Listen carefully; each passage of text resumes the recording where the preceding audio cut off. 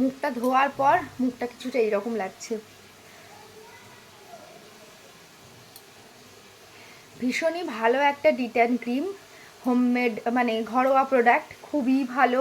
এটার রিভিউজ ভীষণই ভালো ছিল, প্লাস আমি এটা রিভিউ অত্যন্ত ভালো দিচ্ছি। যদি কোনো রকম প্রোডাক্ট আপনারা ইউজ করতে চান ফক্সটেলের ডিট্যান ক্রিম হিসেবে, তো এটা আপনারা অবশ্যই ইউজ করতে পারেন as a detan mask. It's a very very very good mask.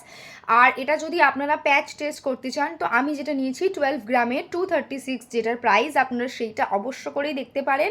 It's a awesome product, awesome product. মানে এটা ফেসে এত সুন্দর একটা ট্যানটাকে ক্লিয়ার করে দেয়, ফেসটাকে একদমই ডিহাইড্রেট করে না, এটা ফেসটাকে একদম ভীষণ মানে টান টান ওই যে অনুভূতিটা হয় সেটাকে আনে না, ফেসটাকে ডিহাইড্রেট করে না, এটা ফেসকে খুবই গ্লোই একটা ভাব দেয় এবং হাইড্রেটেড রাখে ফেসটাকে।